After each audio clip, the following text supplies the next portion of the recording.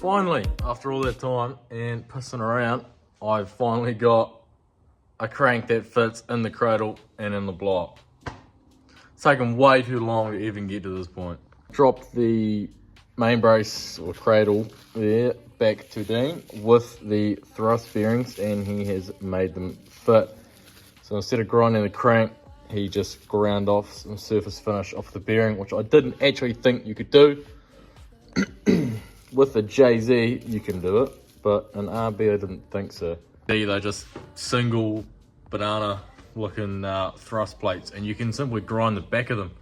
So you'd throw the bearings in a mill and grind off the back surface. I didn't think you could actually take the surface of bearing as, well, going against your crank, but he said you can, and he obviously knows ball because he builds them for a living, so.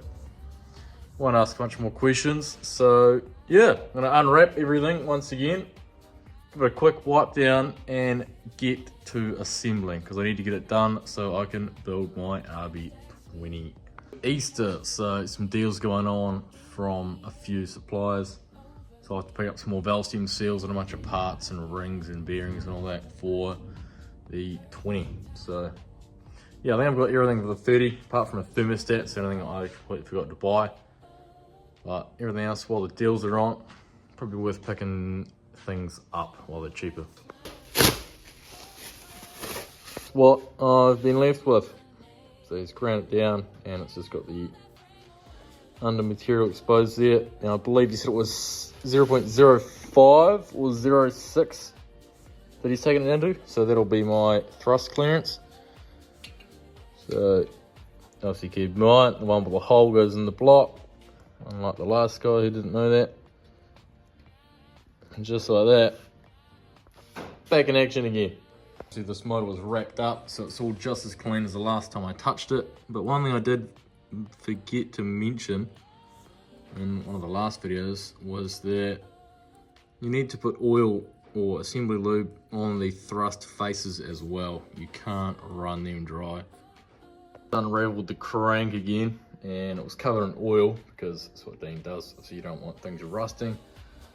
But since he covered it in oil, it was also covered in dirt, so I've just given it another clean, another wipe down on all the journals, and it is perfect again.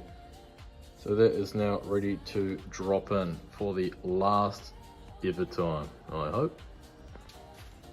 So, last time it goes in, well, last time we'll see anything of it.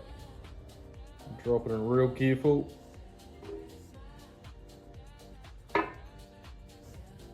Just like that. And don't turn it. You'll leave it just like that. Just go ahead and unwrap the main brace. This needs a clean just like the crank because, well, once again, he's covered in oil. And if you look in the right spots, it is covered in dust and dirt. And we don't want that. So, gonna clean this one up real quick. Nice and clean. Just gone and cleaned all these up as well. The little press fit parts on the brace.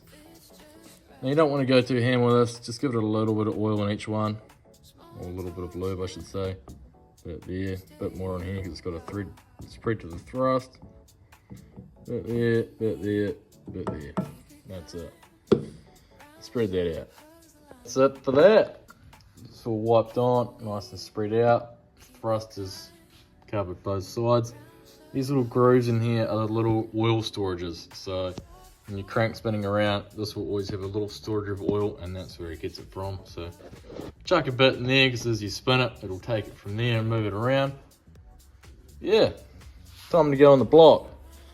Just another thing to remember is the small end. So this one here, as it convexes in, that is the back of the block. So don't try to go fitting around the other way because that big end won't fit down the back.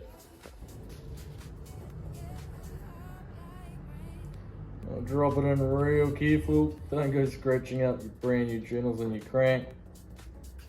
And damaging your bearings. Real gentle with it. There you go. Drops in, put on one side and up on this side.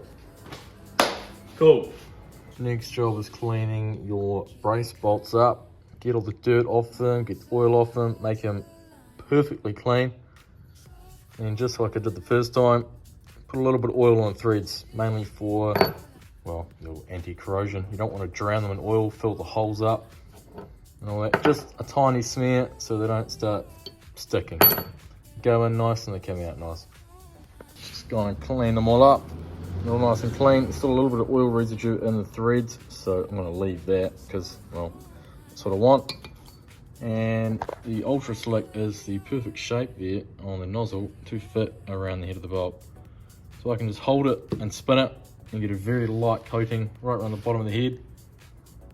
And yeah, do it for all of them, drop them in, and then go from there. Got all the bolts in, so I'm just going to wind them in by hand till they're slightly snug. And then you go from there with a torque wrench.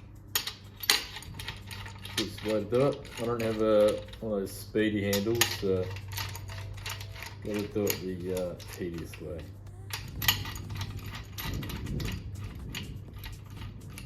Now that's sitting there, I'm going to torque them down. So I'll go in 2 stages. Now, go 43 foot-pounds, but I'll halve it, so I'll run it at 20 for the first one.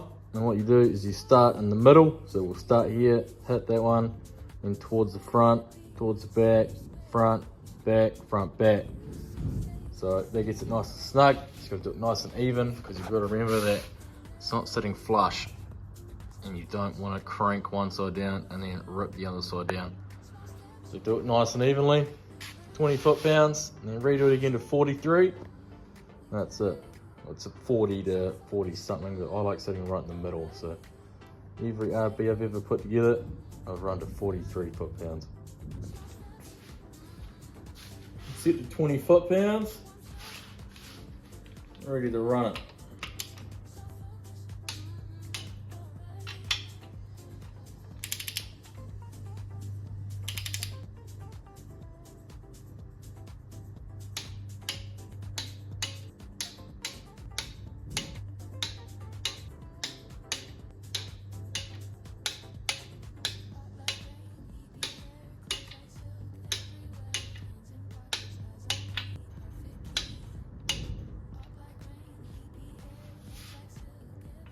Here we are, so we're all cranked down to 20 foot-pounds now, and the crank doesn't bind. You can give it a little move just to make sure it's not cranked in tight, stuck. That's all good. Now we've got to run back through, put them down to 43. Wind it up to 43, so it begins.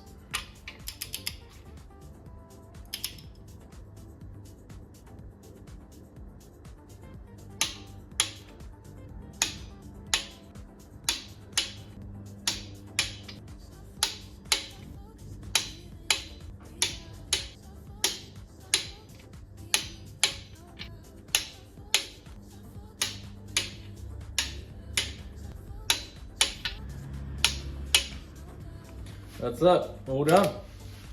Click through it one more time just for peace of mind, and because it's satisfying when I throw it in the video.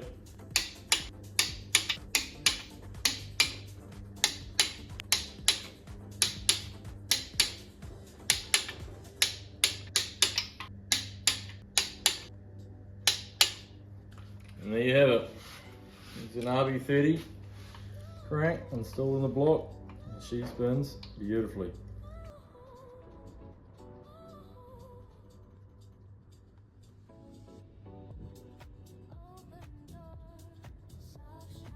That's all there is to it. It's all bolted down, torqued down, marked, spins beautifully. And yeah, next thing to do is chuck your pistons in. Do the part that I haven't done yet. I hadn't been putting it off, just hadn't bothered to do it, which is putting the rings on the pistons. Most of them are directional, and there's a top and bottom, and you also can't stretch them or break them, otherwise you've got to buy a new ring set and re-grind it for the cylinder you broke. So you've got to be careful when you do it. So this is the part that I wouldn't lie and say I'm scared of it, but I also wouldn't lie and say I enjoy doing it, because stretching rings outwards the way you've got to put them on is It's not fun. The first thing you want to do is make sure you've deburred your rings. Like I said in a previous video, you want to make sure that where you were grinding is nice and smooth. Use a diamond file or sandpaper. I've just got a little bit of 800 grit. And yeah, you're gonna make it all nice and smooth because you don't want a cutting surface. In a new motor, everything's a cutter and you don't want cutters. Typically the nice shiny ring is your top ring and a black ring is followed as the second ring. And these are in fact labeled. So a word, whatever may be on there, a dot, that, whatever, that is your top mark. So that has to face upwards towards the head. You have it like this, it's upside down.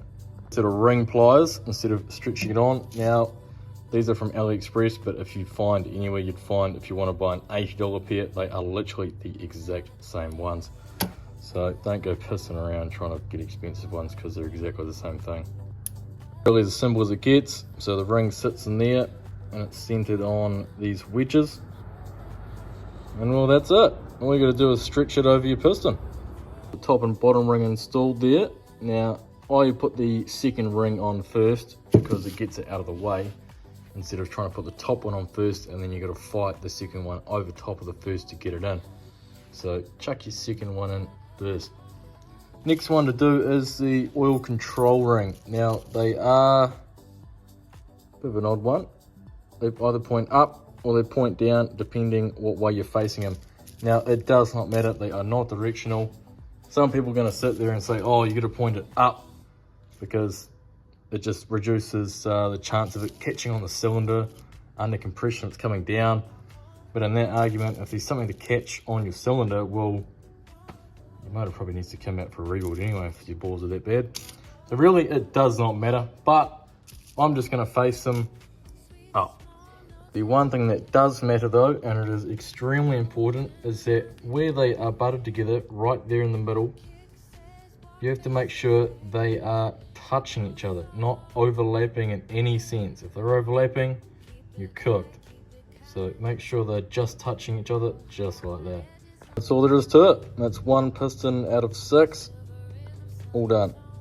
Top ring, bottom ring, and your oil spacer rings, which are the top and bottom very thin ones where that gap is, they need to sit on the very bottom and the very top. Simple as that. No direction, so chuck them in, you're good to go. All you have to do is make sure they all spin. The rings are free at the top, the rings are free at the bottom. That's one good piston. Fun stuff, fun stuff. So I'm gonna do the other 5, may as well film it, why not? Chuck it on a time lapse and then gotta put it in the block, finally.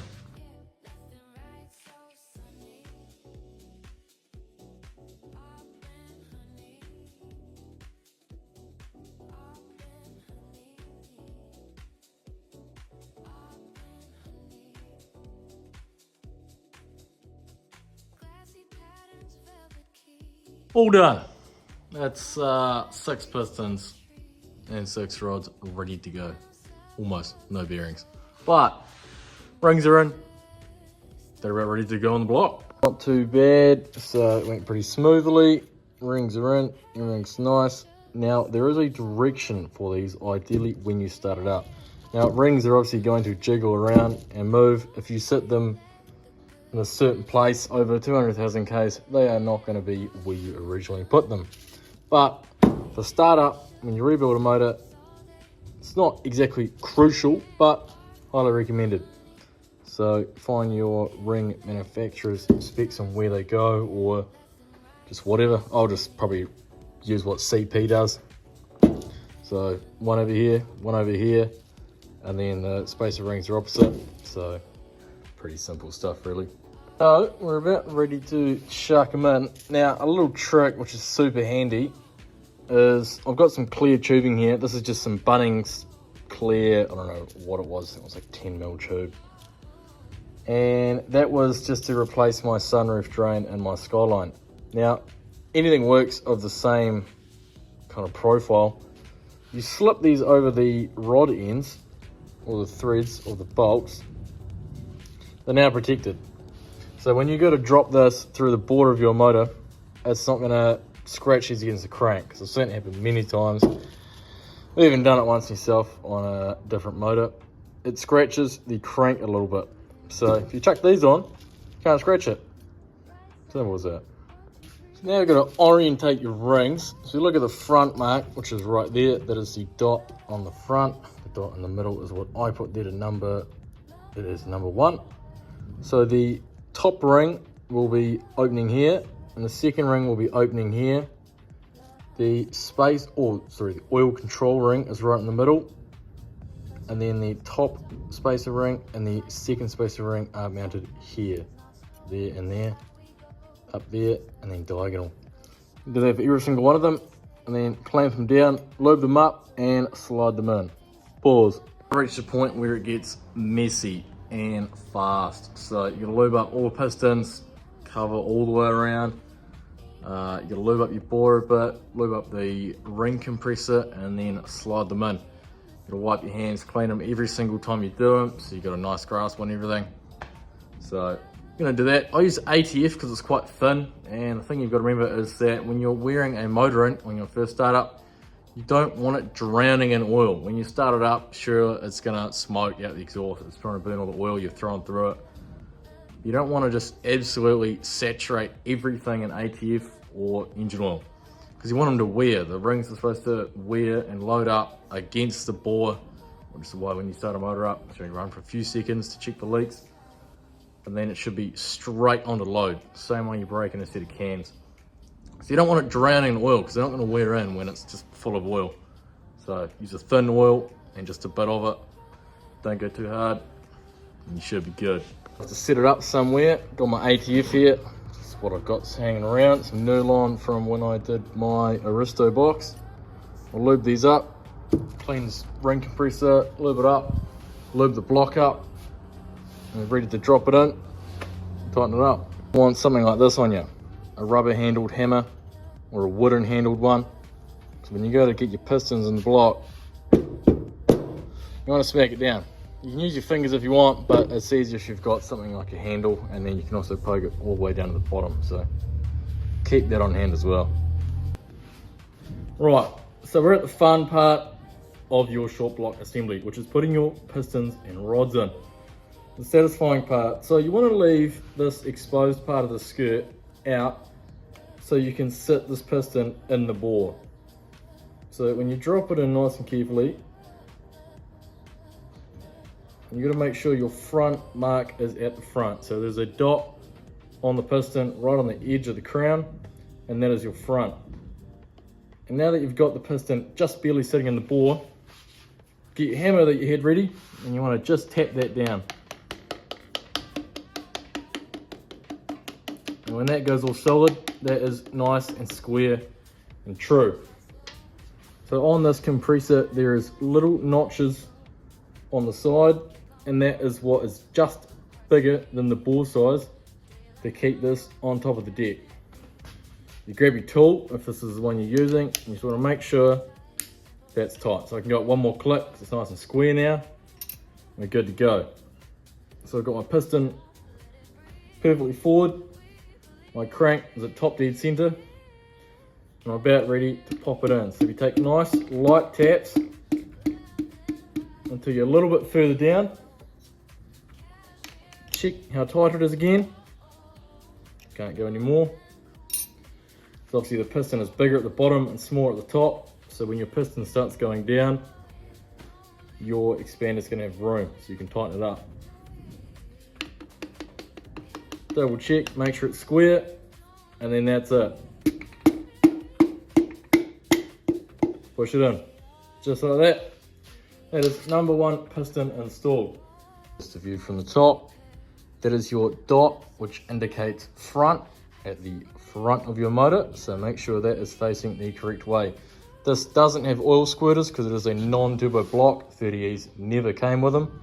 But if you were to put this backwards on a factory turbo block, which had squirters, your notch would be offset and you would snap your oil squirters off. So that is also another huge reason.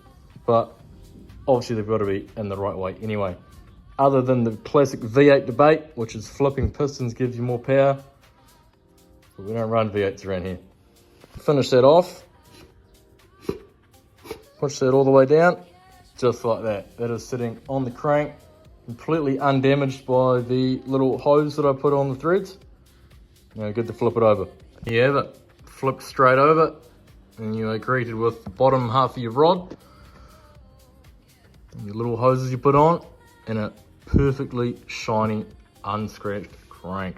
Now you want to make sure this is, once again, nice and clean. If there's any dirt or carbon in there, get your Scotch-Brite, give it a wipe, make sure your flats are clean, and then put your bearing in. About ready to chuck it on, so obviously you're going to want to remove your caps and keep them to the side because you're going to want to use them again for the next one. Now, to put these on, they need to be in the right direction. If you put these on backwards, you will probably run a bearing.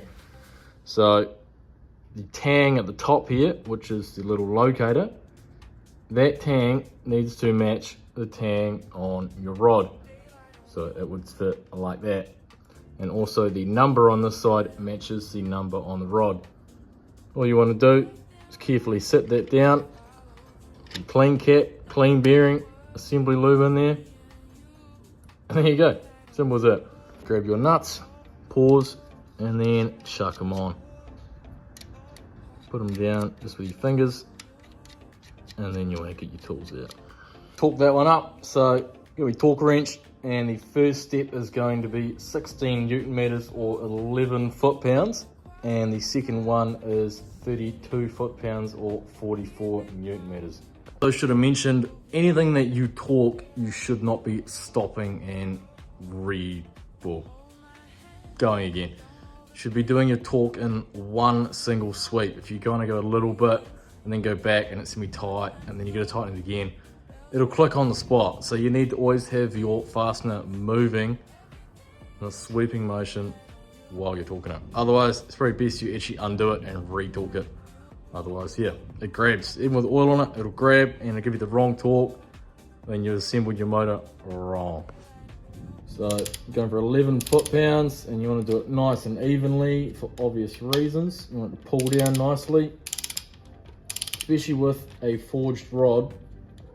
You want to make sure your dowels on the end of your rod stay true. Because if you go bending them, then you're kind of defeating the whole point of, well, having dowels on there. So bit by bit, take them down, and then when it starts to seat, you feel a little bit of resistance, like that, and that's it. 11, and 11. So up that to 32 foot-pounds, which is right there. Once again, give it a little bit on each, and then one sweep, don't stop.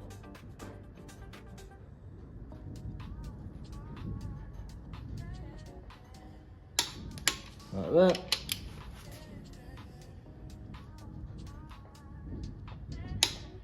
Like that.